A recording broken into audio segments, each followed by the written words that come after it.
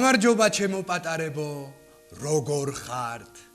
მზად ხართ ახალი ამბავის მოსასმენად. აი მე და ჩემი მეგობრები მოგიყვებით ერთ ძალიან ლამაზ ზღაპარს, პრინცესა აბეზარას ამბავს. მოკლედ, მეფე თეოდორი და დედოფალი დიანა თავის ქვეყანაში დიდ და პატარას უყვარდა. სამაგიეროდ მათი ასული, პრინცესა აბეზარა გულზე არავის ეხატებოდა. პრინცესა ნამდვილი მეფური სისხლის ნადირი იყო. აბეზარას ოიმბაზობა უყვარდა. ხან კარის სახელურს ქვემოდან იოგურტს წაუსვამდა, რომ მსახურებს ხელები ამოსთითხნოდათ. ხან მზარეულის მძინარე კატას მიეპარებოდა ურში ძაღლივით ჩაჰყებდა და ის საწყალი შიშით აჩხავლდებოდა. თუმცა ყველაზე საყვარელი ოინი მაინც სასახლის ხიდის აწევა იყო, როცა შიგ მეფის ლიმუზინი შემოდიოდა. უყვარდა იმის ყურება მანქანა ჭრიალით, რომ დამუხრუჭებდა ხოლმე ზედ თხრილის პირას.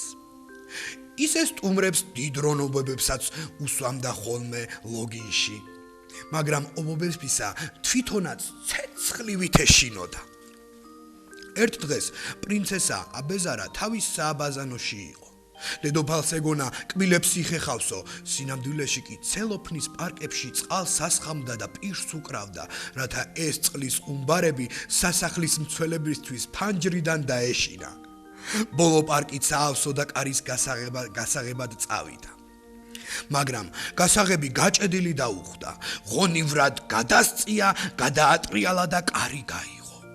მაგრამ ამ დროს ისეთი რამ მოაფიქრდა, რომ ყუმბარები სულ გადაავიწყდა. აბეზარამ კარი ისევ ჩაკეტა და ყვირილს მოჰყვა. მიშველეთ, საბაზანოში ჩავიკეტე, მიშველეთო. მზარეულს მოესმა ეს გამყინავი ხმა. ცხობას თავი დაანება და კიბეზე ავარდა, ეჯაჯგურა და ეჯაჯგურა კარს. პრინცესა კი აბაზანის კიდეზე იჯდა და ზღაპრებს კითხულობდა. 10 წუთის შემდეგ აბეზარამ გასაღები გადაატრიალა, კარი გააღო და ცელქი ღიმილით უთხრა. უი! რამ დამავიწყა კარების გაღებაო? მზარეულს ის იყო კარგად უნდა გაეჯორა, რომ სამზარეულოში კვამლის მაუწყებელი სიგნალიზაცია ჩაირთო.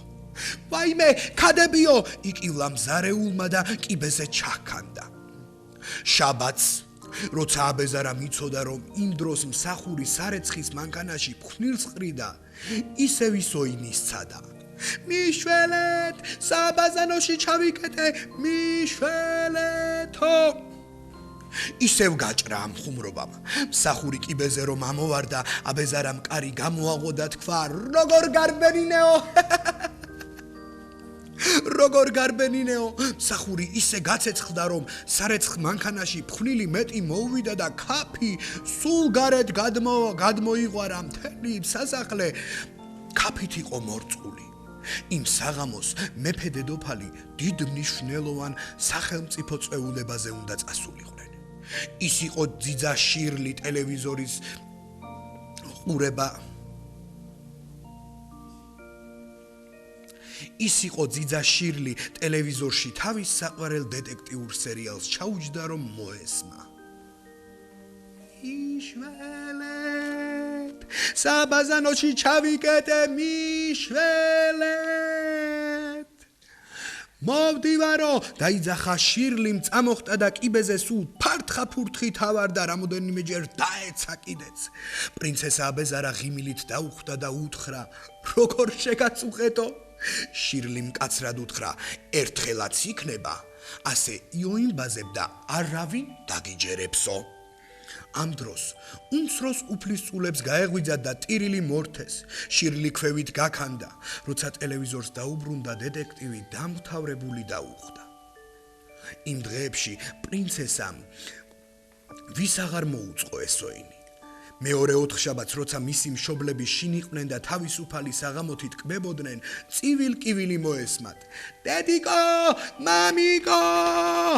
საბაზანოში ჩავიკეტე, აქ დიდი ობობა, მიშველეთ. მეფე და დედოფალმა იცოდა როგორ ეშინოდა აბეზარას ობობებისა და სააბაზონოსკენ გაიქცნენ. მაგრამ რამდენი არ ეცადნენ, კარი ვერა და ვერ გააღეს. შიგნით აბეზარა ისევ გაჰყვიროდა, მიშველეთ. გონი მართალს ამბობსო? თქვა დედოფალმა.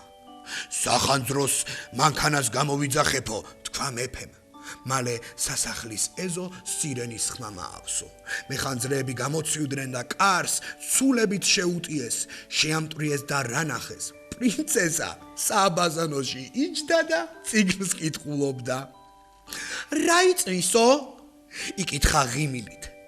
მეფე სახანძრო მანქანასავით გაწითლდა და დიდი ბოდიში მოიხადა. კარი გამოცვალეს. მეორე კვირას, ერთ საღამოს, პრინცესა აბეზარა სააბაზანოში წყლის დასალევად შევიდა. ახალი კარი ცოტა მძიმედ მოძრაობდა და პრინცესამ გასვლა რომ დააპირა ვეღარ გააღო. რაც შეეძლო ეჯაჯგურა და ეჯაჯგურა, მაგრამ ვერაფერი მოუხერხა. კარი მართლა გაიჭედა. პრინცესა აბაზანის კიდეზე ჩამოჯდა და ის იყო იფიქრა, მოდი ისეთ ოინს ვიზამ, ჯერ რომ არ მიქნიაო, რომ იმნაირი რამ დაინახა. სისხლი გაეყინა. აბაზანაში წყლის გასასვლელიდან დიდი შავი და ბანჯგვლიანი ობობა მოცოცავდა. პრინცესამ ერთი ისკუპა და კედელს აეკრა, თან ობობას მიშტერებოდა. ობობა აბაზანის კიდეზე ჩამოჯდა, ნამდვილი ურჩხული იყო. მთელი ერთი წუთი პრინცესა შიშით ენაჩავარდნილი იდგა.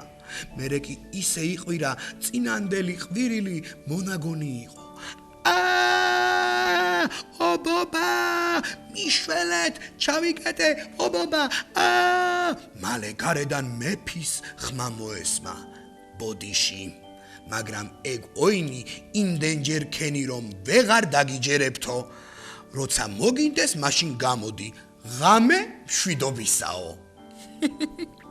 და ისევ ლოგინში ჩაწვა. აბეზარამ უსაშინლესი ღამე გაატარა. ობობას აბაზანის კიბეზე ჩამოეძინა. მაგრამ აბეზარას ეგონა ფხიზლობს და სადაცაა დამეწგერებაო.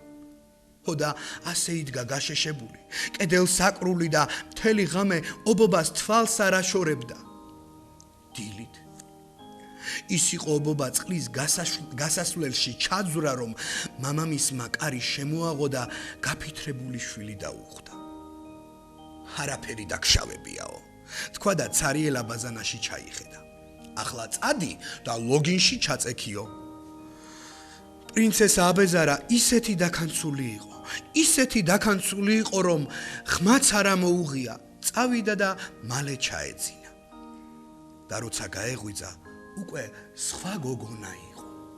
აი ასე დამთავრდა პრინცესა აბეზარას ამბავი. ასე რომ ბავშვებო, ტყუილს მოკლე ფეხები აქვსო, არ მოიტყუოთ არასდროს და არაფერიც არ დაგემართებათ. ახლა კი გემშვიდობებით, ჩემო პატარებო. ძილინებისა და კეთილ სიზმრებს გისურვებთ. ნახვამდის, თქვენც დაემშვიდობეთ, ბავშვებო, პატარებს. ნახვამდის.